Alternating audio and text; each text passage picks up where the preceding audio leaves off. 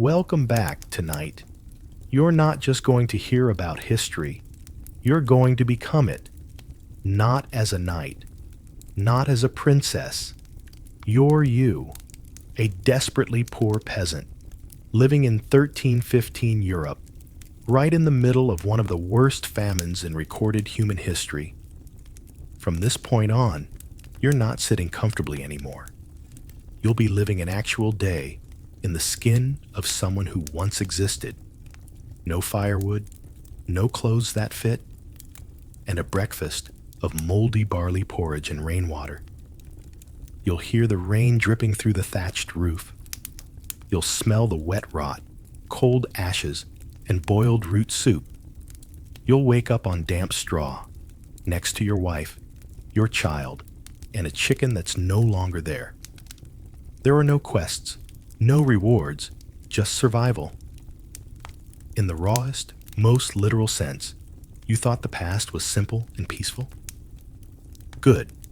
That'll make the shock hit harder. Before we start, tap like if your fingers still work, drop a comment. What time is it where you are? When did you last eat? Bonus points if your meal didn't involve chewing a candle. Now, dim the lights. Wrap yourself in something vaguely wool-like, and imagine waking up to a rat chewing the only boot you own. Welcome to the year 1315. It's raining, the roof is leaking, and the chamber pot is full. You're alive. But you probably won't make it to noon. You wake up to the sound of chewing, not breakfast chewing, rat chewing, on your boot. It's the only boot you have.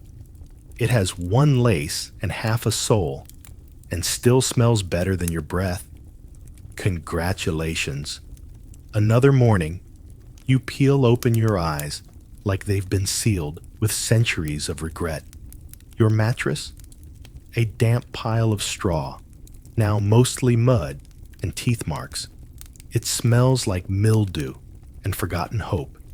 You share it with your wife, your youngest child, and what you think used to be a chicken. The chicken is gone now. You don't ask questions. The roof leaks. Of course it does. It's not a roof so much as a polite suggestion of one. Thatch and old rags and 3 prayers holding hands. It leaks in the same spot every morning, right where your forehead should be. You've given up moving. That takes energy. You sit up, or try to. Your back says no. Your spine makes the sound of someone stepping on dry twigs. You wheeze like a haunted accordion. Your first words of the day are not words. They're just a noise that means, I'm not dead yet, but let's not get cocky. Someone coughs. Not you. It's deeper. Wetter, your cousin Lothar. He's been coughing since Candlemas, which is 3 months ago. 4. Time is fog. Pain is your calendar. You look over. Lothar's face is gray. His eyes are open, but he's not breathing. No one reacts. Your wife just turns over and mutters something about it being your turn to empty the pail. No one screams. No one prays. In 1315, death is a breakfast guest. You don't greet him anymore. You grab the bucket. Yes, that bucket. The one for everything. Toileting, washing, vomiting, sometimes cooking. Don't think too hard about that. You walk barefoot to the door, because of course the rat took the boot. The floor is cold, cold like betrayal, cold like the Pope's opinion of peasants. You step outside and breathe in the morning air. It smells like wet hay, cold ashes, and rotting root vegetables. You'd bottle it if you thought anyone would pay, but they wouldn't, because everyone smells like this now. You dump the bucket into the trench by the road. It sloshes. Something splashes onto your foot. It's warm. For a second, you remember joy. Then you notice old Brenna across the road. She's watching you. Again, she hasn't blinked in 3 days. You think she's waiting for your family to die. She's always got a knife and a pot. You nod at her. She doesn't nod back. You go back inside. Someone has eaten half a candle. You don't ask who. You just lick what's left. It tastes like wax and despair, but at least it tastes. Your son is sitting by the fire pit. There's no fire. Just a pit. He's chewing on a button he found in the dirt. It used to be on your only coat. You say nothing. He holds it out to you. "Papa," he says, "is this bread?" You nod, because that's easier, because no one's eaten bread in weeks, because even saying bread feels like blasphemy now. He smiles. He licks it like it's jammed with raisins. You want to cry. But your tears went on strike last December. Instead, you whisper, "Happy Tuesday." And so it begins. You try to start a fire. Keyword, try. There's no wood. There hasn't been wood since Candlemas. Someone chopped down the fence 2 weeks ago. Someone else burned the ladder. Yesterday, your uncle burned his shoes. You scrape the ashes from last night and pile them like they owe you money. A puff of smoke rises. You cough, not because of the smoke, just because that's what your lungs do now. Your wife hands you a twig. One twig, the size of a matchstick. You thank her like it's a gift from God, because in 1315 it is. You try to light it with flint. You miss. The spark flies directly into your eye. You blink, you don't curse. Those are worth saving. The twig catches. It smokes for 3 seconds, then dies. Like most dreams. The room is still dark. The air is still cold. Your son asks, "Papa, is it spring yet?" You look at the door. There's mold growing on the inside. Mold with a personality. You've named it Sir Humphrey. It's your most stable neighbor. You lie. Yes, it's spring now. Because what's the point of honesty? The rain hasn't stopped since last May. The fields are mud. The animals are thin. The sky looks like someone smeared gruel across heaven. You pull on your shirt. It's stiff. Because it froze overnight. You broke 3 fingernails trying to bend it. Your pants are missing. You assume someone borrowed them. Maybe for fuel. Maybe for warmth. Maybe for fashion. Peasant chic is big this year. You wrap a burlap sack around your waist. It used to hold turnips. It still smells like hope and sadness. You sit down and eat breakfast. And by eat, you mean chew. And by chew, you mean gnaw on boiled shoe leather and try not to think about it. Your daughter offers you something. It's a cup. It has water in it. But it's not water. It's suspiciously thick. You stare, she beams. "I made soup." You take a sip. It tastes like roof leak and regret. There's a twig in it. Could be seasoning. Could be structural support. You smile. You drink. You survive. Your daughter claps. You wonder what she'd do if you dropped dead. Probably repurpose your bones. The sun rises, kind of. It's more of a suggestion than a commitment. A pale smear in the sky, like a hungover moon. The church bell rings in the distance, not to call you to mass. No. Today, it's a funeral. Again, someone whispers. "Was it the Smith's baby?" Someone else says, "No, the tailor's son." You can't keep track. There are too many names, too many graves. Your wife says, "We should go." You nod, not because you want to, but because the priest hands out barley mash sometimes. And barley mash tastes like hope that got stepped on. You wrap your son in a cloak. It has 3 holes. He fits through 2 of them. You grab your walking stick, which used to be your table leg, and step outside. It's raining. Of course it is. Your chickens are standing on the roof. Your goat has vanished. Again, you walk into the gray. Because it's what you do. Because staying still feels worse. Because hope, like hunger, never really dies. It just gets quieter. The road is more mud than road. Every step is a negotiation with gravity. You walk like someone who owes the earth money. Your son clutches your hand. He slips twice. You almost slip 3 times. Once you do it on purpose, just to feel something. You pass the baker's house. There is no bread smell. There hasn't been for months. Instead, the door is nailed shut. A sign painted in mud says, "Plague?"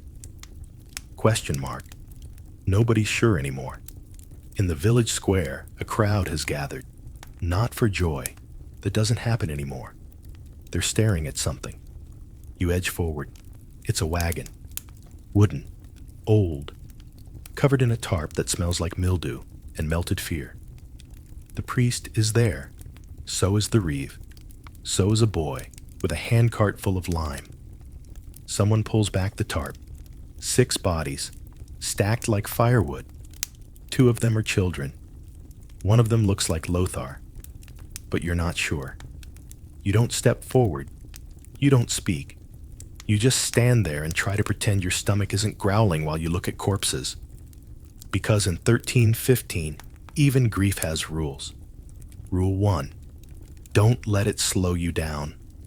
Rule 2, don't cry.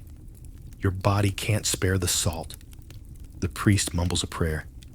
It's short, mercifully so. A woman in the crowd whispers, "They say the king's grain ships were delayed again." You say nothing, because kings don't exist here. Not really. Only mud and wind and cold. Someone sneezes, everyone stares. For 3 full seconds, it's quiet. Then they look away. You wipe your son's nose on your sleeve. You keep walking. You reach the church steps. They're wet, covered in moss, slippery like truth in court. Inside, it's warmer, but not warm. Less freezing, just barely corpse adjacent. The priest hands out something. A scoop of porridge? No, too generous. It's mashed barley, thinned with rainwater, sour gray, and just enough to remind your stomach what hope tastes like. You take 2 mouthfuls. You don't chew. You don't look up. You want to thank him, but his eyes say, "Don't make this personal." Because if it's personal, it hurts more. You head back home as the rain picks up. It slaps your face like unpaid rent. The wind makes your ears sting. Your son asks, "Papa, what happens if the rain never stops?" You pause. You look at the sky. It looks back, blank and endless. You say the only thing that feels true. Then we learn to drown slower. He nods, like he understands, like he's 7 going on 70. Back at the cottage, your wife is crushing bark into powder. She says it's bread. She doesn't smile when she says it. No one jokes anymore. Your daughter is asleep. She's hugging the candle stub from earlier. You think about eating it. You don't. Not yet. You lie down. The straw pokes your ribs. The wet creeps back in. You stare at the ceiling, at the hole, at the dark cloud behind it. You whisper to no one. Is this still morning? No one answers, but your stomach does. It growls, long and low, like a wolf that's forgotten how to hunt, but still remembers how to starve. So the morning ended. No breakfast, no comfort, no end in sight. Just one more breath, one more step, one more hour closer to nothing.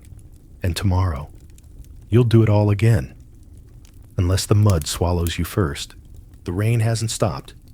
It's not falling. It's pressing. Like the sky is trying to apologize. With weight. Your shirt is soaked. Your knees are numb. Your soul waterlogged. It's noon. Supposedly, you wouldn't know. There's no sun. Just layers of damp cloud, stacked like dirty laundry over God's laundry line. You're standing in a queue. Not moving. Not speaking. Just existing. The grain queue. You don't know what grain.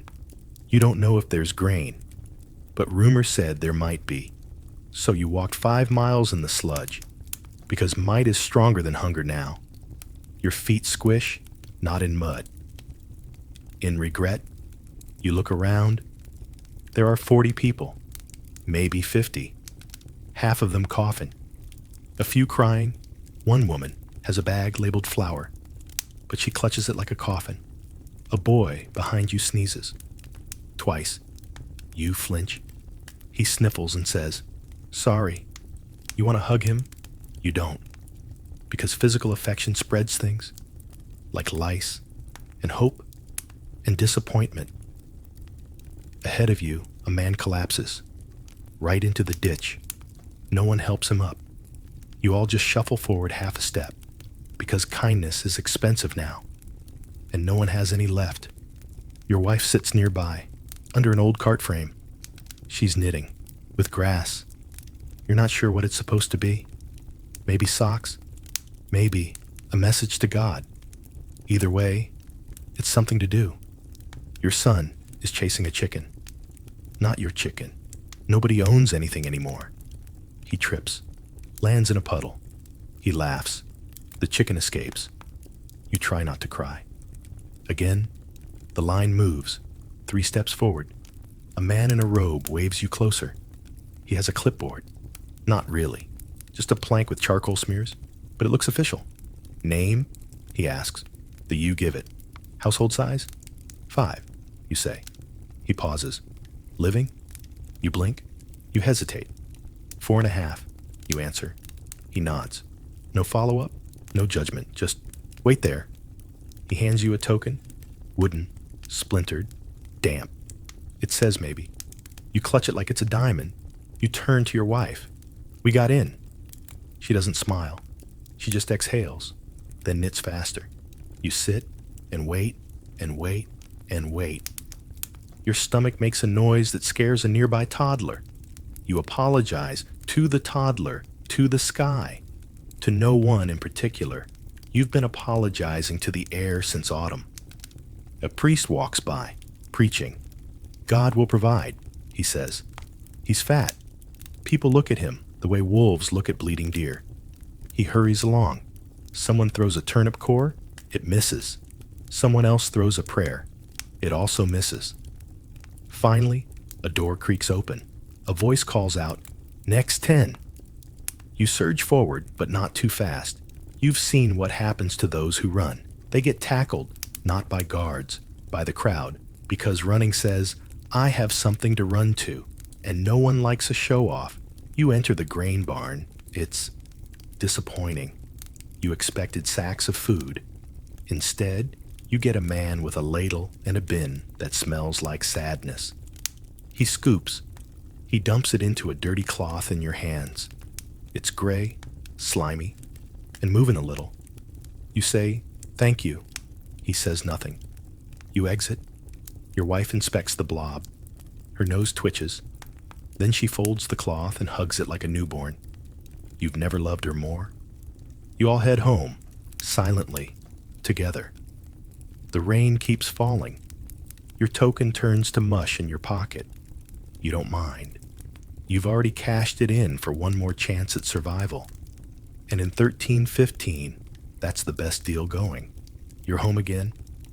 Or whatever home means when the roof leaks, the walls bend in the wind, and the floor tries to swallow your feet like it's tired of supporting you. You toss the grain blob, the thing, onto the table. The table creaks in protest, probably offended. Your wife unwraps the cloth. Everyone gathers like it's Christmas. Only it's not. It's moldy barley mash. Some of it is still moving. You pretend not to notice. So does your daughter. Your son pokes it with a stick and whispers, "Is it sleeping?" You tell him yes, because lies taste better than truth. You heat it. Technically, the fire is more suggestion than flame. It coughs smoke and spits ash like it's personally insulted. You stir the pot. It burps. You stir again. It whimpers. Eventually, the smell rises. It's unique. Notes of mildew, yeast, and faint betrayal. Kind of like a monk's armpit mixed with regret. You take the first sip, warm, slimy. texturally aggressive. You pass it to your wife. She nods like it's fine. It isn't. But you all chew anyway, because chewing reminds your jaw. It still has a job. Outside, the rain picks up again. The village dog pack is fighting over something. You don't look too closely. Last time you did, you recognized a shoe. It looked like your brother's. You haven't asked about him since February. Inside, you try to nap. Keyword, try. There's no quiet, just the sound of coughing, breathing, and your daughter humming a song she doesn't remember the words to. You close your eyes. You open them again 5 minutes later because it smells like burning. Your wife tried to boil the cloth. For soup, you stop her just in time. She stares at you, not angry, just confused. Thought maybe there'd be flavor, she whispers. You nod. Because you've thought about worse? Someone knocks? That's rare. No one visits unless they want something. You open the door. It's Thomas, the Reeves' nephew. He smells better than usual. He has both boots and a clean sleeve. That's suspicious. He says there's talk of redistribution, of food, of housing, of people. You ask what that means? He shrugs. Lists. He says, they're making lists. You nod slowly. You've seen lists before. In 1315, lists mean someone eats and someone disappears. You ask if your name's on it. He doesn't answer. He just says, be ready, then walks off like he didn't just poison the room with dread. Your wife asks what he wanted. You lie again. Just checking on us. She nods. She's tired of truth. You all are. Afternoon. Light tries to squeeze through the hole in the roof. It fails. Your daughter curls up under a damp sack. Your son tries to eat a feather. You stop him. Barely. You look around. The house is still standing. Technically. But the corners sag. The beams weep. The ceiling has a small green mushroom growing from it. You name it, Sir Geoffrey. Because every kingdom needs a noble, you breathe not deeply. That costs too much. Just enough. And you wait, because that's what midday is now. A long, slow wait for something worse. The fire dies. You don't relight it. Let the cold come. Let the dark creep in. It's cheaper than hope. The smell hits you first. Rotten cabbage, sour milk, old socks, something, meat adjacent. You check the corner. The bucket is full again. Of course it is. You've emptied it 3 times today, and still it fills, like shame, like taxes, like rats. You sigh, you pick it up, you spill a little on your foot. You don't flinch. Your nerves gave up 3 famines ago. You carry it outside, past the chickens. There are none. Past the garden. It's a swamp now. Past the neighbor's hut. It caved in last week. No one mentioned it. You dump the bucket into the trench. It doesn't matter anymore what's in it. Everything smells the same now. Gray. You pause by the road. There's a cart passing, not the grain cart, not a royal envoy, just a man pulling a wooden sled. There's something wrapped in linen. It's not grain. You don't ask. He doesn't stop. You both pretend you're strangers, because it's easier to watch strangers starve. Back home, your wife is scraping mold off the walls. With a spoon, you ask what she's doing. Cheese, she says. You don't argue. Your daughter is making dolls out of sticks. She's named one after you. It has no face and 1 leg. You nod. Seems fair. The priest stops by. He knocks once, then enters without waiting. He doesn't bless you. He doesn't smile. He just sits by the fire pit, still cold, and mutters a psalm about suffering being holy. You offer him some of the barley paste. He declines, but he pockets a lump of coal from your hearth. You don't stop him. That's just the way things are. He leaves, and silence returns.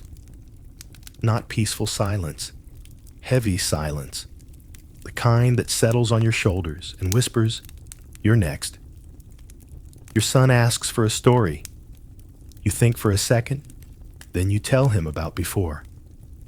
When bread had crusts, when cows had meat, when water didn't need boiling. He listens like it's a fairy tale, like dragons would make more sense. He asks, "Will it ever be like that again?"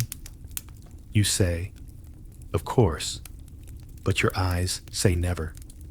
A crow lands on the roof. You throw a stone at it. You miss. Your daughter says, "Don't hurt the bird." You want to scream, "I was aiming to eat it." But you don't, because cruelty is a luxury now, and kindness, well, it's not useful, but it's all that's left. The barley mash is gone. So is the day. Evening starts to creep in around the corners. You can feel the damp climbing your spine. You stare at the hearth. There's nothing left to burn, not even lies. Outside, thunder rolls, the kind that shakes your teeth and your memories. You close the door. You stuff the cracks with rags. You press your back against the wood, as if that could keep the world out. It can't, but for now. For this fleeting moment, you're still here, not fed, not warm, not safe, just here. And sometimes, in 1315, that's the closest thing to winning. Evening doesn't arrive. It seeps like smoke under a door, like guilt into a prayer, like rot into bread. The light doesn't fade. It gives up. You squint through the gloom. Your daughter wraps herself in a sack. Your son tries to catch shadows on the wall. Your wife is muttering to the firewood that isn't there. You say nothing, because words cost energy, and you're already in debt. You light the candle stub. It flickers, not warmly, nervously, like it knows it's next. You place it in a bowl to keep the wind off, not that it matters. The draft comes from inside now, from the gaps in the walls, from the holes in your resolve. Dinner is imaginary. Again, you all pretend to eat, mouths moving, heads nodding, silent chewing of silent food. It's a game you play to fool the children, or maybe to fool yourselves. Your wife makes slurping noises. Your son thanks her for the turnip stew. Your daughter asks, "Can I have seconds?" You say, "Tomorrow." The candle dims. It's trying. It's just not built for this. Neither are you. Your spine aches like it's trying to leave your body. Your hands tremble from cold or hunger or both. You forgot what warmth feels like. You wrap yourself in a ragged cloak. It used to be your wedding cloak. Now it smells like mildew and memories. There's a knock. Again, you flinch. Twice in one day? That's never good. You open the door. It's a boy, thin as rumor, eyes too big for his face. He holds out a slip of paper. You blink. Paper is rare. Ink, even rarer. You take it. He vanishes into the fog. You read it, or try to. The ink has smeared. The rain got to it before you, but you make out 3 words: inventory, shelter, relocate. Your wife reads over your shoulder. She says, "What does it mean?" You say, "Nothing," because maybe is easier to carry than probably not. Your daughter begins to cry. Not loud, not tantrum, just soft, steady leaking. You sit beside her. You pull her onto your lap. She's cold, so light. You can feel her ribs against your arms. You hum something, a song you barely remember, something your mother used to sing. Before the rains, before the famine, before the forgetting. The door bangs in the wind. You shut it again, jam a pot against the frame. Outside, the night breathes, slow, heavy, like it's waiting. Inside, the dark settles around you like a second skin. You don't talk anymore, not because you've said it all, because there's nothing worth saying. No food, no fire, no plan, just breath. And barely that. Someone snores, someone weeps. The candle gives one last flicker, then dies, and the room is quiet. Not peaceful, just surrendered. You lie there, on straw that's more mold than fiber. You stare at the ceiling, or what's left of it. A drip lands on your forehead. You don't wipe it away. You're past that now. The roof leaks in rhythm. You count the drops like prayers. One for food, one for warmth, one for the people you stopped naming. Your wife mumbles in her sleep, something about onions. You haven't seen an onion since Pentecost. She smiles, just a little, a twitch, like her dreams still remember what taste is. You envy her. Your dreams are just replays of the day. But slower, a rat scurries across the floor. Bold, confident. It knows you won't chase it. You consider naming it, maybe Lord Crumbs. At least he always finds something to eat. You shift your weight, your hip bone scrapes the floor. Your stomach growls, the sound echoes. Your daughter stirs. She reaches for you in her sleep. You let her fingers wrap around yours. She's warm, barely, but enough outside. Someone is screaming. You freeze, then realize it's joy, laughter. That's worse. You creep to the door, crack it open. Across the lane, light flickers from the carpenter's house. Candlelight, voices, clinking bowls. Someone is singing. They found food, or made it, or stole it. You don't care how. You hate them, not because they have something, but because they dared to enjoy it. Joy feels like betrayal now. You close the door gently, return to the floor, to the cold, to your family. Your wife opens her eyes, just barely. Was it anything? She asks. You pause, then shake your head. No, just the wind. She nods, rolls over. The lie keeps her asleep. That's all it has to do. You try to sleep. Your eyes won't close. The dark presses against your skin, not like a blanket. More like a burial you think about tomorrow. Then stop. It doesn't help. Your son coughs. Once, then again. It's deep, wet. A sound that makes your spine itch. You sit up, touch his forehead. He's warm, too warm. Not the good kind. You whisper his name. He doesn't wake. You close your eyes. Say nothing. Just hold your breath. Because in 1315, breath is the most fragile thing you own. The wind howls. The rat returns. You don't move. If he takes a toe, so be it. You've lost more. The candle is gone. The fire is ash. The night is endless. But you are still here, unmoving, unfed, unbroken. But only just. The night grows teeth, not loud ones, not the kind that bite, the quiet kind, the kind that chew at the corners of your mind. You don't sleep, you just wait, with your eyes closed, pretending rest is possible. The straw itches, your stomach flips. It's not hunger this time. It's memory. You remember what bread smelled like, not tasted, smelled. You don't trust your memory of taste anymore. Too far gone. Too many lies. But smell. That lingers. Wheat, heat, a crust breaking open. You almost cry. But crying's a luxury. You'd rather save the salt. Your daughter shivers. You cover her with your half of the cloak. Now you're cold, but she's still soft. Still breathing. You'd trade your last warmth to keep that going. You just did. The wind shifts. You hear something outside. Not rats, not rain. Voices. Low, quick, urgent. You sit up. Your wife opens one eye, whispers, "Who is it?" You shrug. You crawl to the door. Open it just enough. 2 figures moving fast, carrying something. A sack? No. A body. Small. You freeze. You think you know that shape. You want to believe it's a mistake. But there are no mistakes anymore. Only consequences. The figures disappear into the night. No one follows. No one asks. This is how grief works now. In silence, in shadows, and in ones. You go back inside, lie down again, say nothing. Your wife doesn't ask. She's too tired for bad news, too smart to hope for good. The fire's gone. The cold creeps in through the walls like gossip.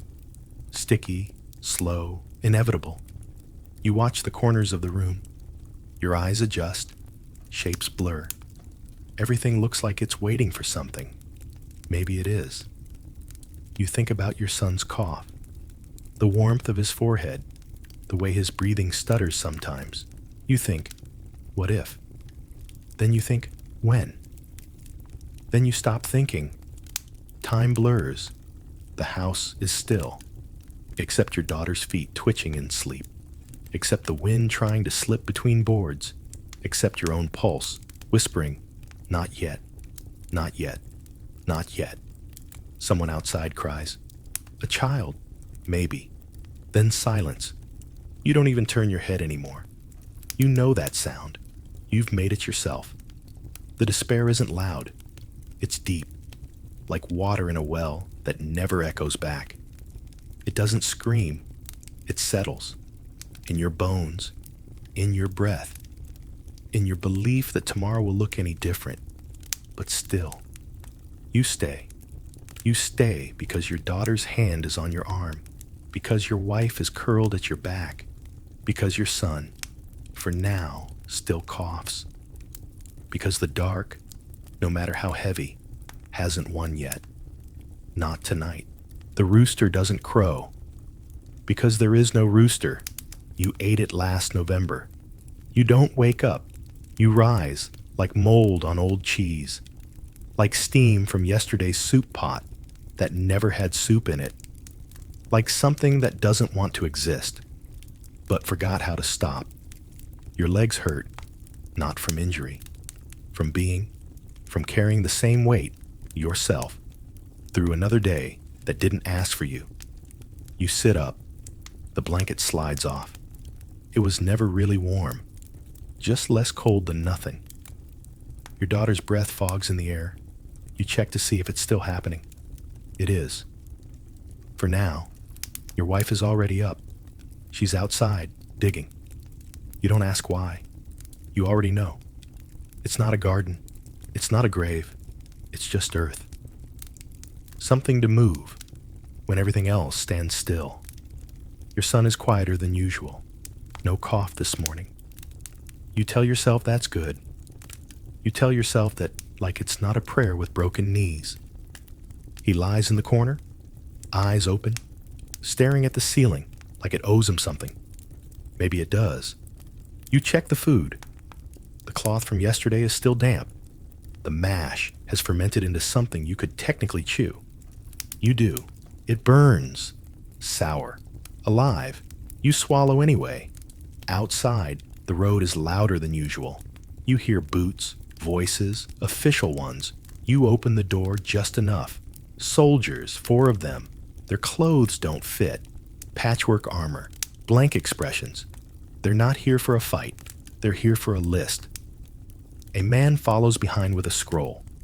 He reads out names, households, occupants, eligible for relocation.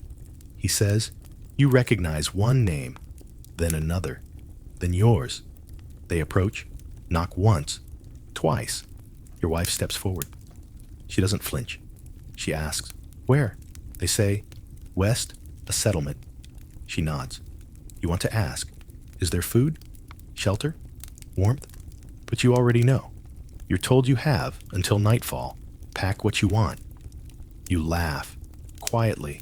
What would you pack? The bucket, the broken spoon, Sir Geoffrey, the mushroom. You go back inside. Your wife gathers the children. You find your boots. One has no sole. The other has no toe. You wear them anyway, because you've forgotten what dignity feels like. You wrap your daughter in the cloak. She asks, is this a holiday? You say, yes. She beams. Your stomach clenches. Your son stands on his own. Barely. He doesn't speak. He just follows. Because children are good at sensing endings. You take one last look at the house. It sags, like it's relieved you're leaving. The roof tilts in quiet farewell. You shut the door gently, not because it deserves it, but because you do. The road west is mud and more mud. You join a line of people who all look like versions of yourself. Tired, thin, forgettable. Some carry bundles. Some carry children. Some carry nothing. Because what's the point? No one talks. No one sings. Hope isn't dead. It just stayed behind to rot in the floorboards. The sun breaks through for 1 second. It lands on your daughter's hair. She turns and smiles, and for a moment, a flicker. You remember why you haven't given up yet. Then the clouds return, and the mud pulls at your feet like it wants to eat you whole. The road stretches endlessly, not straight. It whines like a drunk's last confession. Muddy, stumbling, uncertain of direction or point. Your boots squelch, your knees ache. The bundle on your back shifts with every step. It's not heavy, just full of nothing you couldn't leave behind. Beside you, your daughter hums, off-key, off-beat, perfect. You don't stop her. She hasn't sung in weeks, maybe months. You can't remember. The famine eats memory too. The line ahead of you thins. One family turns back. Another disappears into the forest. You don't ask why. You already know. The soldier at the front says, "Almost there." He doesn't turn around. He just says it like a rumor, like hope, but whispered through clenched teeth. Your wife stumbles. You catch her arm. She doesn't thank you. She just nods. That's love. Now. Not flowers, not poems, just shared weight. At dusk, the trees open. A field, a settlement, a joke. 4 tents, 2 fires, no walls. You blink. A man in a brown cloak says, "Welcome." No one answers. He gestures to a patch of wet grass. Choose a spot. You lay down the bundle. Your daughter asks, "Is this home now?" You nod, because it has to be. Someone passes out stew. It's thin, mostly water. Something floats in it. Might be turnip, might be hope. You take it with both hands. Drink slow. It's hot. It burns your throat. You cry, not because of pain, because it tastes like memory. Your son sips his portion and whispers, "It's good." You nod, then look away so he doesn't see your lip tremble. Night falls again. But this darkness is different. Not because it's warmer, not because it's safer, but because you're not alone.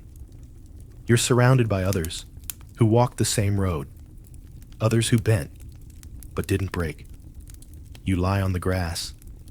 The stars blink through torn clouds. Your daughter sleeps beside you, breath even, face soft. Your wife's hand rests over yours, rough, cold, steady. Your son doesn't cough tonight. You don't know if that's a mercy or a warning, but for now, he sleeps. You close your eyes, not from exhaustion, not from fear, but from acceptance that this life is yours, that survival is not small, that breathing is still a rebellion. You weren't a knight. You weren't a lord. You didn't slay dragons or win battles, but you endured. You endured everything. Mud, rain, rot, silence, shame. And now you rest. Not because it's over, but because you made it this far. And in 1315, that's more than enough. You wake up to a chicken pecking your face. Again, you don't own the chicken. Nobody does. She just decided your hay pile is the warmest place in the hut. And she's right. Because the rest of the hut, cold, damp. And it smells like something died under the floorboards in February and decided to stay. You open your eyes, and it's dark. Still. Because it's always dark now. Sun's been missing for a while. A year, maybe? No one's counting anymore. Clocks don't work without crops. Calendars mean nothing when the seasons forget to change. You sit up. The hay mattress groans under you. Not because it's old, though it is, but because it's soaked from the night air, and possibly from Cousin Merrick's toddler, who sleeps on the other end and never learned how to aim. You blink the crust from your eyes. It's not sleep, it's ash. Ash in the air, in your throat, in your teeth. Like the sky got drunk on sulfur and threw up on your village. Congratulations. You've survived until dawn. Barely. Your wife, Adla, is already awake. She's stirring something in a pot. You hope it's food. It's not. It's water with a boiled root in it. Maybe carrot, maybe rat. You don't ask anymore. You just swallow and pray you don't see it again later. Through your nose. The kids are bundled in the corner, under a blanket made of sheep's wool, goat's hair, and generational despair. They don't cry. Crying takes energy. You reach for your boots. They're frozen, not stiff, frozen. You hold one against your armpit to thaw it. It smells like mildew and tow. Adla doesn't look at you when she mutters, "You'll check the field again?" You nod. You've checked it every morning. For weeks. It's always the same. Mud. Rot. Maybe a bird pecking at something that used to be alive. But hope is a ritual here, like prayer or failure. You step outside. The wind slaps your face like a drunk uncle. It brings the scent of wet dirt, wood smoke, and something sour. Maybe despair. Maybe your neighbor Rurik's soup. There's fog. Thick, low-hanging, unnatural. The elders say the sky's been cursed. The priest says it's punishment. The healer says it's a dust veil event. You don't know what that means, but it sounds smarter than angry sun god. The truth? A volcano exploded. Somewhere far away, you'll never know where. You'll just know it changed everything. It made June colder than January. It made breakfast optional. It made you aware of how loud your stomach is when there's nothing in it. You shuffle toward the field, not walk. Shuffle, because walking implies momentum, hope, direction. Shuffling is what you do when you've worn the same tunic for 3 seasons and your knees sound like cracked pottery. You pass Rurik. He's standing outside with a bowl, trying to catch condensation dripping from his roof. You nod. He nods. Neither of you speak. Talking wastes breath, and no one has spare breath. Down the road, someone coughs, the kind of cough that sounds wet, the kind that ends in a funeral, if you're lucky. If not, it just lingers, like mildew in your lungs. There used to be 40 people in the village. Now there are 23, and 4 of them are mostly bones who still sit upright near the fire, because no one has time to bury. You reach the field, or what used to be a field. It's a gray patch of mud with dead stalks leaning like drunks against each other. Nothing's growing. Nothing will. Not without sun. Not with this much cold. Not with the topsoil blown off by ash and replaced by what looks like black flour, but tastes like regret. You kneel and dig your hand into the earth. It sucks your fingers in like it's hungry too. You pull up a sprout. It breaks, rotten inside. You want to scream, but you don't, because screaming is for people with hope left to lose. You remember when this field fed 12 families. Now it feeds crows, but not today. Even the crows have moved on, too smart to stay. You stand there, ankle deep in mud, with frost gathering on your eyelashes in July. And for 1 second, You let yourself imagine what normal used to feel like. Sunlight, bread, a wife who smiles, children who play. But imagining is dangerous. It makes the return to reality worse. So you exhale and whisper the village motto, though no one wrote it down. Maybe tomorrow. Then you head back home, back to the chicken, back to the root water, back to another day, just like this one. You make it back to your hut. You wipe your boots on the threshold, not because it helps, everything is already muddy, but because it feels like control. Like a rule you can still follow when nothing else makes sense. Inside, it's warm. Not cozy warm, not happy warm, just slightly warmer than death. Adla hands you a bowl. It's something. You tilt it, and the contents slosh slowly, like they're trying to decide if they're solid or liquid or sentient. You sniff, it's sour, smoky, and faintly sweet.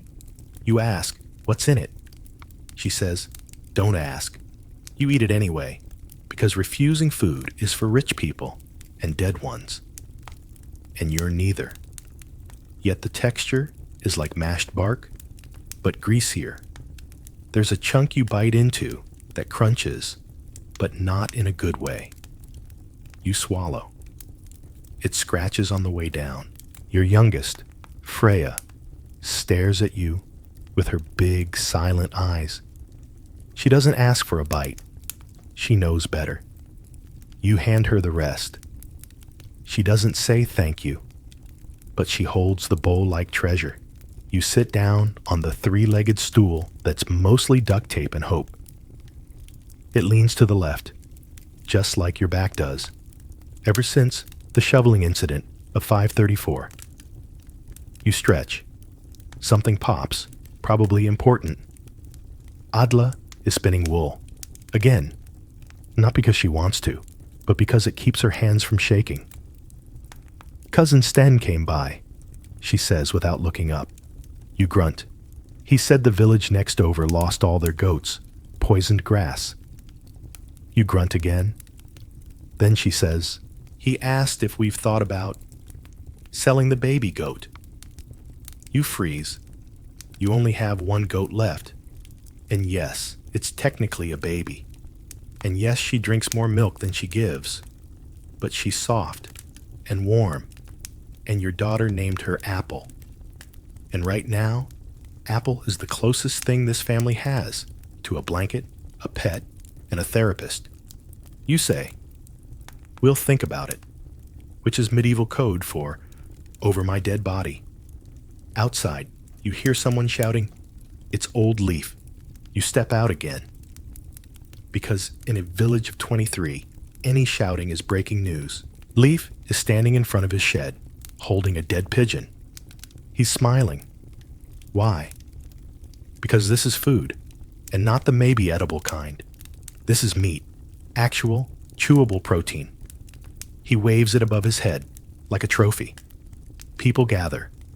Within minutes, there's a huddle, quiet arguing, whispered numbers. They're bidding for a pigeon. In 534, people gave pigeons names. Now, they're currency. Someone offers a sack of barley. Someone else, a pair of boots. You offer nothing, because you have nothing. So you step back. Rurik wins the bid, with an onion and a broken comb. You watch him walk off like he just bought a horse. Your stomach growls, not politely. It roars. You pretend you didn't hear it. But Adla did, and Freya did, and so did the chicken. The chicken looks smug. Back inside, your daughter is drawing something in the ash near the hearth. It's a sun. You almost tell her to stop, because the sun is a sore subject these days. But you let her. Let her pretend. Let her forget that she's growing up in a world where July feels like late October, where crops refuse to rise, and where your entire future is measured in how long a root can last in a damp cellar. You used to fear war. Now you fear mildew. You used to worry about taxes. Now you'd kill to owe someone something. You used to dream. Now you survive. Suddenly, a loud knock. Not a tap, a knock. Sharp, fast, intentional. You freeze, because no one knocks anymore. They barge in, or they die outside. You open the door. It's the parish priest. He's wet, he's pale, and he's holding a scroll. Not good. Scrolls mean messages. Messages mean taxes, or conscription, or worse, hope. He clears his throat. In the name of our Lord, you are summoned to fast and pray. 3 days. No food, no water, just repentance for the darkness. You stare. You almost laugh, because you've already been fasting for 3 months. What else can you repent for? Surviving? But you nod, because not nodding means suspicion. Suspicion leads to whispers. Whispers lead to fire. And fire leads to the thing that happened to Helga, 2 villages over. You don't talk about Helga anymore. So you nod. And you say, God willing. And the priest nods back. Then he looks at your daughter's sun drawing and says, that's not appropriate, and scrapes it away with his boot. Your daughter doesn't cry. She just draws a smaller one in the corner after he leaves, in the ash, behind the fire, where he won't see, where only you see. And suddenly, despite the cold and the hunger and the pigeon auction and the dying fields, you feel warm just for a second. It's time to check the grain cellar. You're not excited. No one's ever said, oh joy, let's descend into the damp dirt hole where our last hope is stored beside rats the size of geese. But that's what you're doing. The cellar is a pit beneath the house, dug out by ancestors who thought maybe the future will be better. They were wrong. You lift the hatch. The wood creaks, damp, moldy, smells like wet sock and onion regret. You grab the torch. It's half burnt. You light it anyway. The smoke stings your eyes immediately. Great. You descend, step by step. Wooden ladder, slippery with condensation. You don't fall. Yet at the bottom, it's cold, wet, quiet, except for the scuttling. You shine the light toward the far corner. Yep, 3 rats. 1 bold, 1 fast, 1 missing an eye. You lock eyes with the bold one. It does not blink. You reach for a stick. You don't have one. So you whisper, please just take the old oats. Because fighting rats over spoiled grain is now part of your daily routine. You check the sacks. 1 is soaked through. 1 is covered in droppings. 1 is moving. You step back. You sigh. Then you laugh. Softly, bitterly. Because if you don't laugh, you scream. And screaming scares the children. You climb back up. You tell Adla, we have enough until next Tuesday. You don't mention the rats. She doesn't ask. Married silence is a skill. You both sit for a moment, listening to the wind rattle the shutters. And then, squelch, the sound of something heavy stepping into thick mud outside. You peek through the wooden slat. It's your neighbor, Gudrun. She's sunk halfway into the road. Again, the mud in front of your home isn't normal mud. It's deeper, meaner, alive. You call it the pit. No one knows why it formed. Some say underground spring. Others say curse. You say it's a metaphor for life, for the future, for the way everything swallows you when you try to move forward. You grab the rope, not to rescue her. That never works. The rope is just a gesture. You toss it. It lands 2 feet away from her hand, close enough to imply effort, far enough to preserve your dignity. She yells something about your aim. You yell back something about her being heavier this year. She laughs and keeps trudging, because in 536, if you can insult each other across a bog, you're practically family. Back inside, you peel off your boots. They slop like drowned pigs. You try to dry them near the hearth, but they just steam, like they're releasing the ghost of every bad decision you've made since sowing barley in a year without sunlight. Freya asks, "Can we visit Aunt Tyra?" You almost choke, because Aunt Tyra lives 3 villages away, and the road is gone, not destroyed, gone, like the earth itself gave up on maintaining it. Travel is for fools and corpses now, you say. Not today, sweetling. She nods. She's 5. She already understands disappointment like a professional. You glance at the sky, still gray, still wrong. You whisper to yourself, just one ray, just a sliver. But no, nothing breaks the cloud, nothing warms your skin, nothing even hints at the idea that light is a real thing, and not just a myth. Old people made up to keep you compliant. You grab your cloak. It's heavy, damp, smells like goat. Because it was a goat, a very angry one. Back when you skinned it during the frost of 535, you step outside again, because you need to check on Apple, the goat, the emotional backbone of your household. She's chewing on something near the fence. You hope it's not wood. You hope it is food. She sees you. She bleats. It sounds like sarcasm. You scratch her ears. She nibbles your sleeve. For one moment, you feel normal, until she sneezes ash into your face. You go back in. You sit. You watch the fire. It's low. The wood is wet. You poke it anyway, because poking is action, and action is control. Adla sits beside you. You don't speak. Because what's there to say? You're hungry. You're cold. The world is broken, but you're still here. Together. And Apple, and Freya, and even the smug chicken. You think, maybe tomorrow. But you don't say it, because it's morning. And saying that in the morning is too much like hope, and hope is dangerous, especially before breakfast.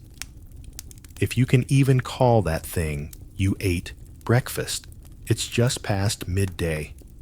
Not that you can tell. The sun is still missing, like it owes you money and skipped town. The sky is the color of old dishwater. Again, the air smells like wet wool, cold ash, and unspoken disappointment. You decide it's time to check the field, which is peasant code for go stand in dirt and pretend you're doing something useful. You grab your hoe. It's dull, bent, more of a vague metal suggestion than a real tool. You named it Gertrude years ago. Out of loneliness. She's your 3rd most stable relationship, right after Adla and the goat. As you walk to the field, your boot squelches in rhythm. Step, squelch, regret, step, squelch, regret. Every footfall is an opportunity to lose a shoe, your balance, or the will to go on. The path used to be cobbled. Now it's just muck, ankle deep, soul thickening, hope swallowing muck. You pass young Arnie, trying to lift a cart from a puddle that may be sentient. You don't help, because you did that yesterday, and the cart still hasn't moved. You wave. He waves back, with the expression of someone who's forgotten what dry feels like. You reach the field. It's bleak. There's no grass, just stalks, gray, frost-burned, hunched like old men with secrets. The ground looks like someone tried to cook it and forgot to stop. You take your hoe, Gertrude, and give the earth a whack. Nothing. No give. No softness. It's like digging into a cold loaf of yesterday's sin. You try again. A rock. You sigh. You dig anyway. You plant 6 seeds. Oats. Maybe barley. Honestly, the sacks got mixed months ago. One seed splits in half when it hits the ground. Another bounces off and rolls into a crack. One gets taken by a bird. You plant the rest anyway. Because hope isn't something you feel. It's something you do, out of spite. You squat there, in your mud-patched tunic, under a sky that forgot how to shine, digging holes for seeds that won't grow. You are, in every possible way, a metaphor. You are also starting to lose feeling in your toes, but you keep going, because that's the deal. Suddenly you hear music. No, chanting. You look up. It's the procession. The fasting monks, draped in wet robes, singing to the sky like it owes them back rent. They pass by the field in a line, holding candles that flicker like they're trying to quit. You pause your digging. They don't pause their walking. You meet the eyes of one of them. His look says, "We're saving the world." Your look says, "Cool, I'm trying to grow dinner." Neither of you is winning. They leave. The silence returns. It's heavier than before. So you talk to Gertrude. You say, "They say we're being punished." She doesn't answer. You keep digging anyway. Then comes the wind. Not the fun kind. Not the breeze that smells like apples kind. This is volcanic wind. Dry, bitter, full of ash. It whips across your face, pulls your hood back, fills your nose with burnt dust and regret. You cough. Your cough scares a squirrel. The squirrel scares a bird. The bird poops on your last good sock. You nod. As expected, you finish the row. It's crooked, uneven, ugly. It's perfect, because everything else in your life is too. You press your foot against the last mound of dirt. Say a silent prayer to no one in particular. Then you look up at the sky and whisper, "Try again tomorrow." You wipe your hands on your tunic. Big mistake. Now your tunic smells like fermented compost and old feet.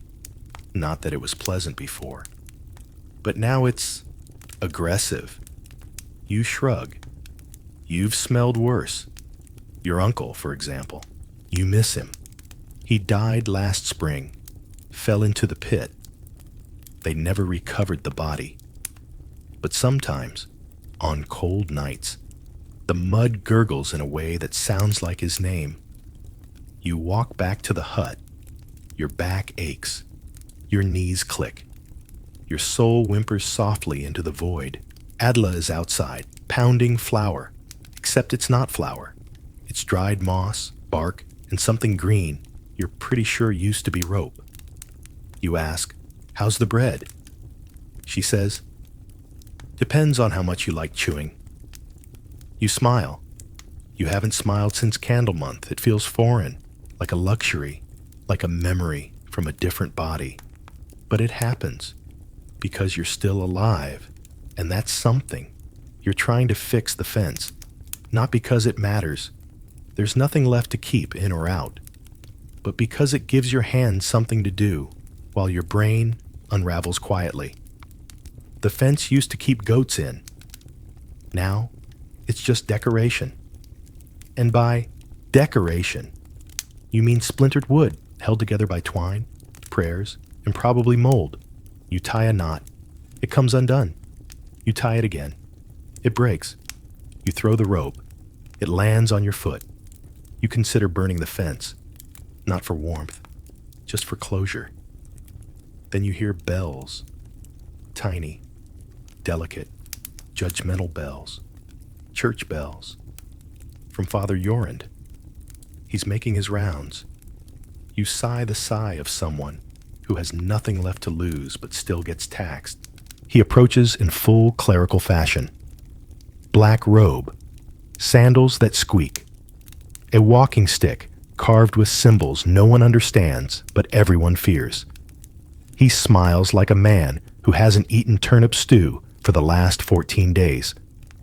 You immediately brace yourself for either a sermon or a request, or both. He begins, "Blessings upon this household." You look behind you to make sure he's not talking to the chicken. Nope, just you. You nod. He continues, "The Lord has sent this darkness to test our faith, to remind us to humble ourselves, fast, and give." You nod again, not because you agree, but because disagreeing means you'll be on poop pit duty at the next penance festival. Then comes the real reason he's here. The church is collecting donations for the poor. You blink. You are the poor. You used to donate. Now you ration moss with your daughter. But Father Yorund is still staring at you with the hopeful eyes of someone who once got an extra egg in his bowl of soup and called it divine intervention. You go inside. You grab the only thing you can offer, half a wheel of cheese. It's gray, not because it's fancy, because it's moldy. He takes it, says it will feed the hungry. You don't ask who. You don't ask when, because asking questions means he might stay longer. Before he leaves, he sprinkles holy water over your doorstep, which is nice, except it's not holy water, it's just water. You know because you saw him fill it from the goat trough 2 hours ago. But hey, blessings are blessings, even if they smell faintly of goat pee. You go back to the fence. It's still broken. You sit on a stump. The stump is wet, because of course it is. Your stomach growls, not politely, but like a beast. Like something from the woods, come to reclaim its territory. You look at the sky, still no sun. You mutter, "I'd eat you if I could." The sky doesn't answer, which is just as well, because if the sky did talk back, that would be worse. You decide to forage, because foraging is free. You grab your sack and head to the woods. The woods are quiet, too quiet, like they're watching you. You whistle, but it comes out shaky, not because you're scared, but because you haven't had enough calories to produce proper airflow. You look for mushrooms. You find 3. 1 might be edible. 1 definitely isn't. 1 is growing out of something. Dead. You take all 3, because desperation is the mother of bad decisions. You also find a handful of berries. You squint. Black, blue, deadly. You sniff. They smell like sadness. You taste one.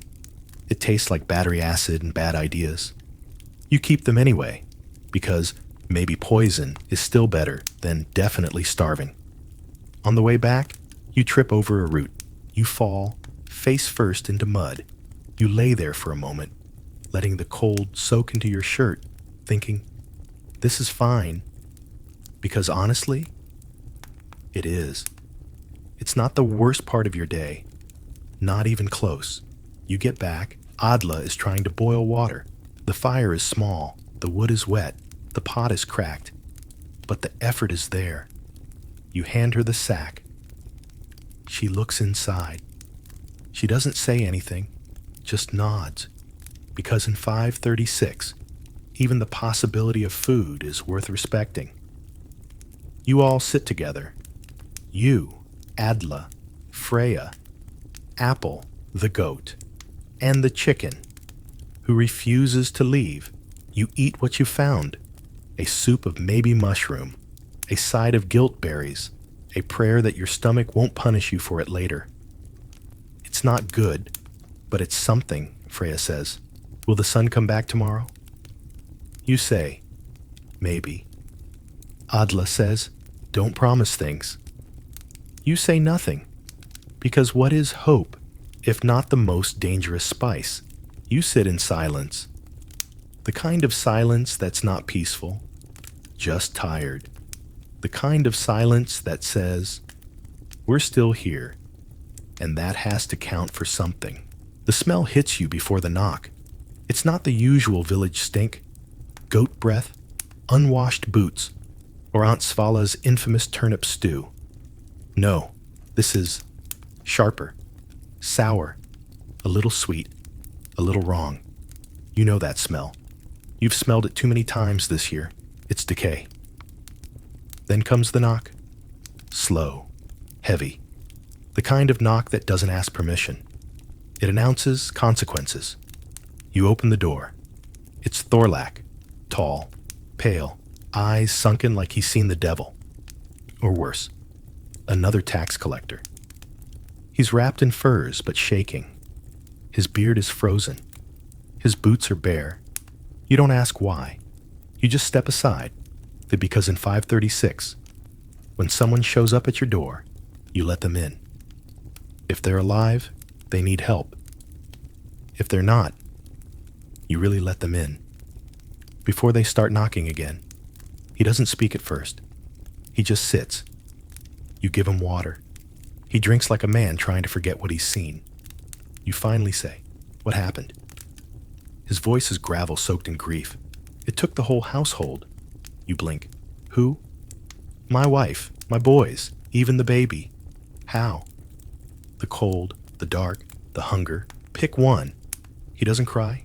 He's past that. He just leans forward, heavy, like his bones are filled with lead. You make soup, not real soup. Hot water with ash and courage. You serve him the biggest bowl. He drinks, says nothing. Then finally, "I buried them this morning." You nod, not because you understand, but because it's all you can do. He continues, "I said the words, the ones the priest taught, even lit a candle. Did it help? No, but the smoke kept the rats off their faces. You don't have a response for that. So you sit beside him and watch the fire burn low. Freya climbs into your lap. She whispers, "Is he staying?" You nod. She nods back. No fear, no questions, just resignation. The most common emotion in 536. Thorlak falls asleep sitting up, mouth open, hands twitching. You tuck a blanket around him. It smells like goat. Everything smells like goat. You consider lighting more wood, but you only have 3 logs left. One for tonight, one for tomorrow, one for when it really matters. You let the fire die a little. Outside, the clouds shift. Not break, not clear, just shift. For 1/2 second, the sky lightens from ash gray to cement gray. Freya gasps, "Is that the sun?" You look, squint, shake your head. "No, love, that's just wishful thinking." She nods, then draws a new sun in the ash with her finger. This one has a face. It's smiling. You don't know whether to laugh or weep, so you do both.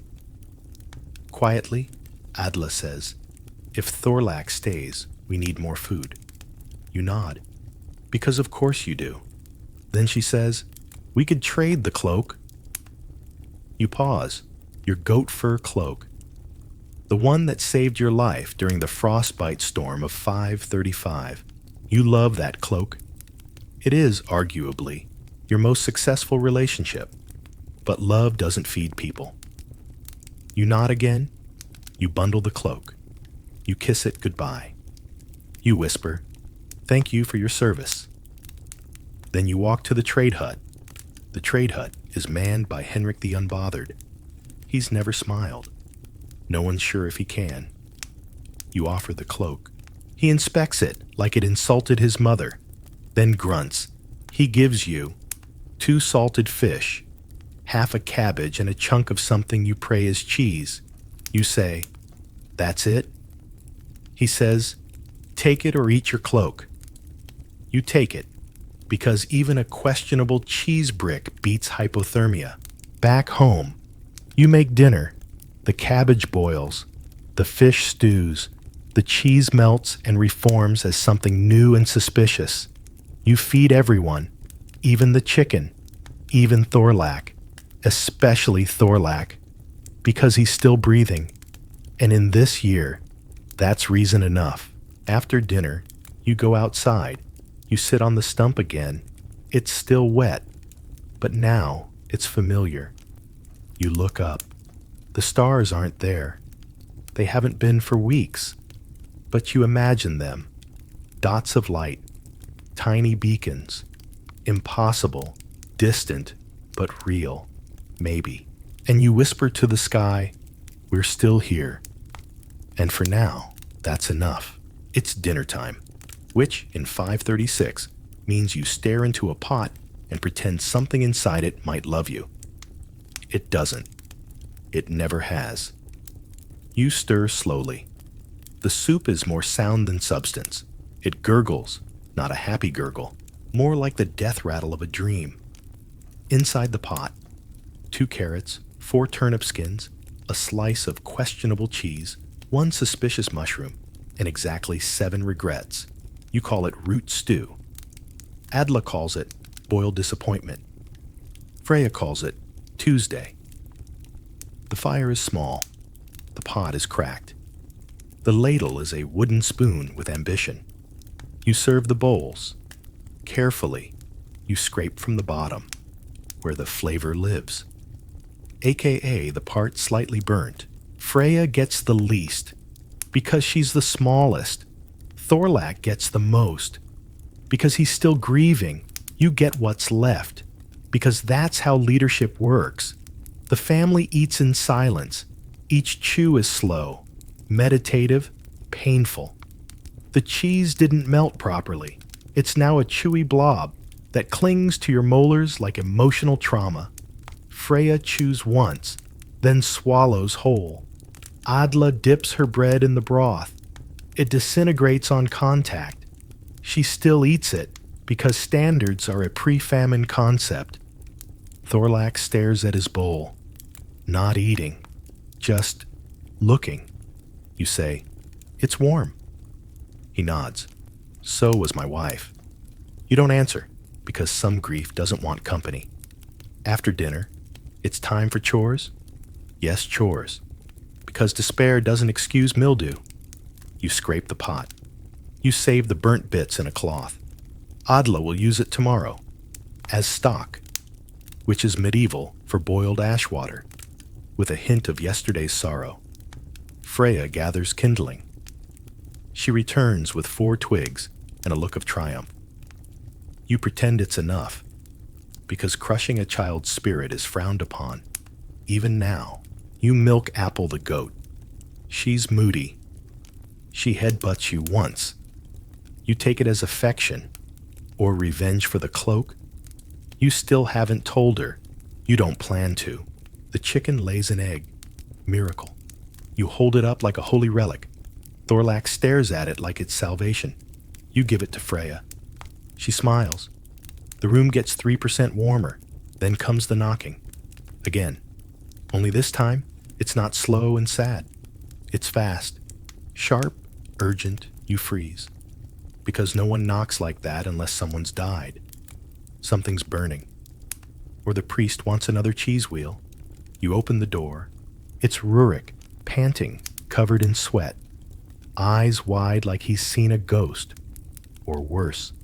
Another tax hike. He says one word. Fire. You don't ask whose. You just grab a bucket. Not because it will help, but because not grabbing one means you gave up. And giving up is for people who haven't eaten cheese stew with strangers in their house. You run toward the smoke. Freya yells behind you, "Be safe." You yell back, "I'll try." What you mean is, I'll try not to catch on fire, inhale too much smoke, or step in something with teeth. You reach the edge of the village. It's Sten's house. Of course it is. Sten always stored hay too close to the hearth, because it dries faster, he said. Now it's drying faster than ever. People form a line. Buckets pass hand to hand. Water sloshes, shouts echo. Someone's robe catches fire. They stop, drop, and roll into a pig trough. Pig is not impressed. You throw water. You scream. You cough. Smoke fills your nose, your eyes, your everything. It smells like burning regret. But eventually, miracle of miracles, the flames die. The roof collapses. But the hut is mostly saved. By medieval standards, that's a huge win. Sten weeps, not because of the fire, because he dropped his only turnip in the chaos. You pat his shoulder. He hugs you. It's sweaty and emotionally complicated, but you accept it, because in 536, physical contact is rare and borderline sacred. You walk home. Your tunic stinks of smoke and effort. Your hands are raw. Your face is streaked with ash. You look like a ghost. You feel like a candle someone forgot to blow out. Freya meets you at the door. She holds the egg, untouched. "We saved it," she says. You smile. Then say the truest thing you've said all year. "That egg is worth more than gold." And you mean it, because it's warm, because it's whole, because it reminds you that life, however small, still chooses to go on, even when the sun won't, even when the earth gives up, even when you're tired of trying. You sit beside the fire.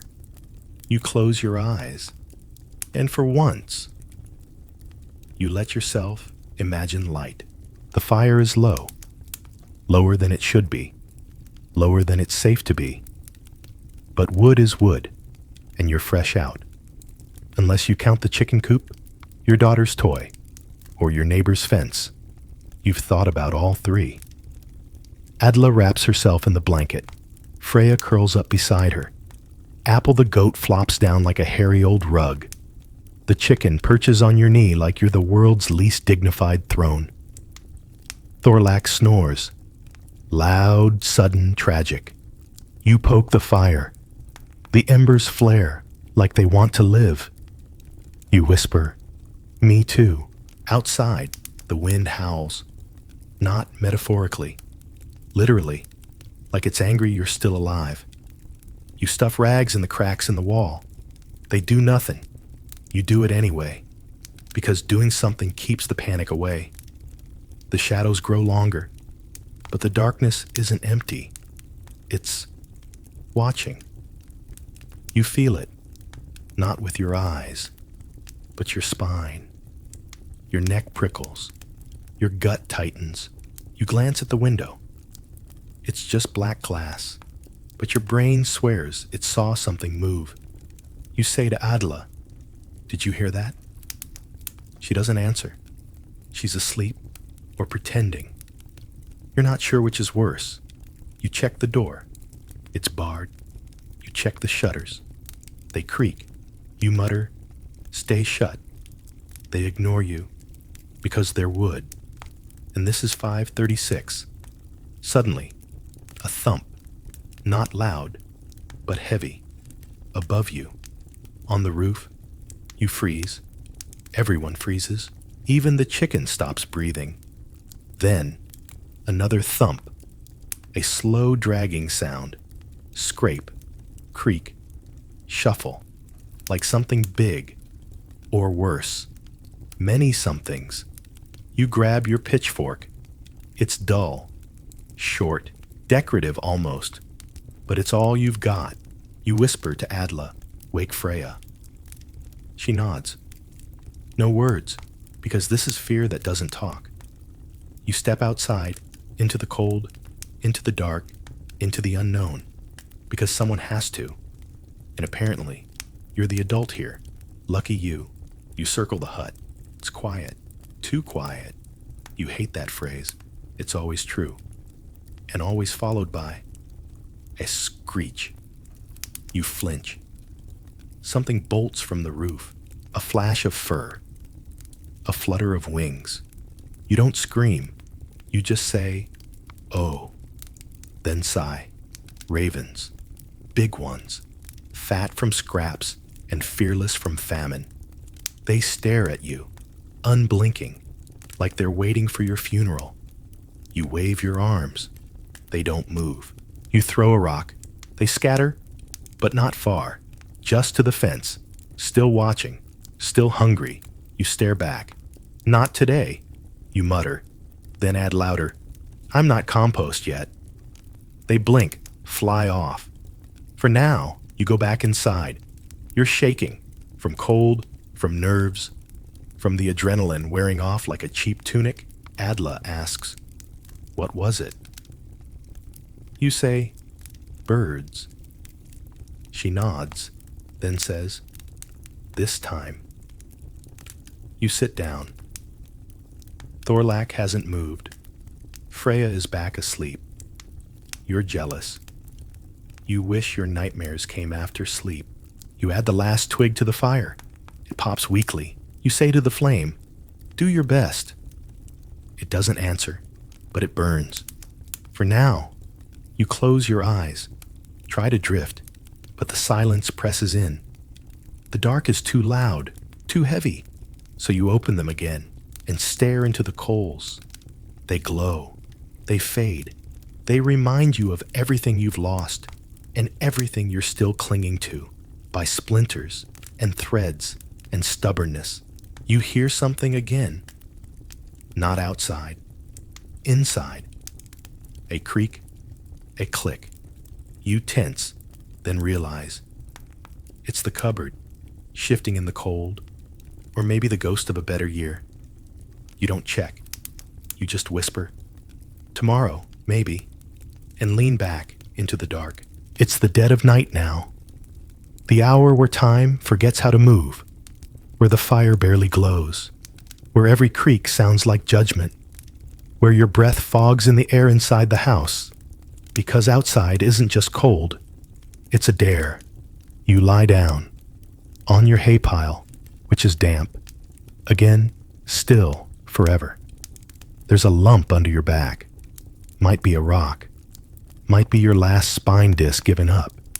You don't adjust, you just accept it, because comfort, like warmth, is a memory you're not sure was ever real. Freya stirs. She whimpers. You hum to her. Not a song, just a noise, low, repetitive, like an apology that's run out of words. She sighs, falls back asleep. You don't. Your thoughts are loud, too loud. They say things like, what if next year is worse? What if the sun never returns? What if the goat dies? What if you're the last one who remembers what green looked like? You hate those thoughts, but they visit nightly, uninvited, unrelenting, like taxes, or your cousin Inga. The wind howls again, this time higher, like it's searching for something. You pull the blanket tighter, but it's thin and has more holes than hope. You close your eyes, then you smell something smoke. Not good smoke, bad smoke, like old wood burning wrong. Like you bolt upright, the chimney, you rush to the hearth. The flame has climbed, the soot is hot, the wall is crackling. You panic. Adla wakes. Fire? You nod. She grabs Freya. You grab a bucket. There's barely water left. You throw it anyway. Steam rises. You beat the wall with the rag. The flame hisses. Then dies. Barely. Silence. Adla exhales. You do too. No words. Just that look. The one that says, that was close. Again. Always. You sit back. Soaked. Sooty. Ash in your teeth. The house smells like boiled fear. Freya mumbles, "Is it morning yet?" You glance at the window. Still black. You whisper, "Soon." But that's a lie. Because soon has stopped meaning anything. You sit by the hearth, hug your knees, feel your breath in your chest like frost and fatigue. Adla leans on your shoulder. You say, "Remember when we used to dance?" She smiles. Barefoot. On grass. You both laugh. Soft, sad, like people remembering a song from before they had teeth. Then Freya speaks again. Can we plant tomorrow? You pause. Adla starts to answer, but you stop her. You think, you breathe, you say, yes, not because you believe it, but because she needs you to, and because even a lie, spoken gently, can sound like hope. You lie back down. This time, you don't fight the discomfort. You let it hold you, like a bad friend, one you've known too long to leave now. The chicken shifts at your feet. The goat snores. Thorlak mumbles something in his sleep. Maybe a prayer, maybe a recipe. You close your eyes. One more time. And tell yourself, if I make it to morning, I'll plant something. Even if it dies. Even if I do. Because trying is all I have left. And outside, the dark waits. Not kindly, not cruelly, just there, heavy, endless, but not eternal. Probably. You wake up to silence, not peace, just absence. No rooster, no wind, no fire crackle. Even the chicken is quiet, which is suspicious. You sit up. Your back cracks like a brittle oath. The blanket has fallen off. Your breath fogs in front of you. You look at the window. Still dark. Still lying. You step outside just to check. The sky? Same. Like wet ash smothering the world. You don't bother squinting. The sun's not late. It's missing. You return inside. The house smells like old wood, smoke, and something that might be despair, stew. Thorlak's gone. Left sometime before dawn. He didn't say goodbye. Didn't take anything. Just left. That's normal now. People leave like that. Quiet. Final. Adla says. Maybe he went to the river. You nod. Even though you both know. Nobody goes to the river anymore. Because the river is gone. Dried up. Or choked with mud. Or cursed. Pick one. You sit down. Freya is drawing again. Another sun. This one has legs. And a sword. You ask, what's it doing? She says, coming back to fight the dark. You smile, even though it hurts. Even though smiling pulls muscles that haven't been used since spring. You decide to plant something. You promised.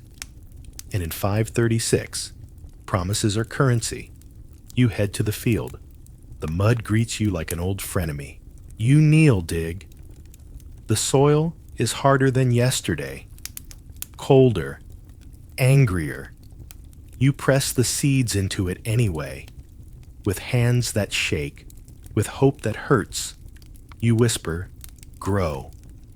Not because it will help, but because it's all you can offer. Suddenly, a cough. Behind you. You turn. It's Inga, your cousin, the one who left 2 winters ago with a fur trader and a prayer. She looks thin, tired, alive. She smiles, says, he died. I didn't. You nod. You don't ask for details. You just gesture to the house. Over the next hour, you give her half a potato. She gives you half a story. Adla finds clean cloth. Freya braids her hair. The goat farts once and leaves the room. It feels like a feast. It feels like a reunion.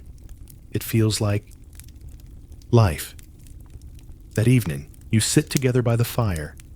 5 bodies. 1 flame. 1 egg left. You don't cook it. You just have it. Like a secret. Like a blessing. Like proof that not everything dies. Freya leans on Inga. Apple rests her head on your foot. Adla hums. No song, just noise. But it fills the room like sunlight used to. You close your eyes and say, to no one in particular, maybe we'll make it. Not loud, not strong, but real. And that's enough. Morning. Or something like it. No birdsong, no sunrise. Just a sky that's less dark than usual. You'll take it. You wake before the others, not because you're rested, because the cold said, up. Your joints groan. Your back protests. Your soul sighs. You rise anyway, because that's what you do.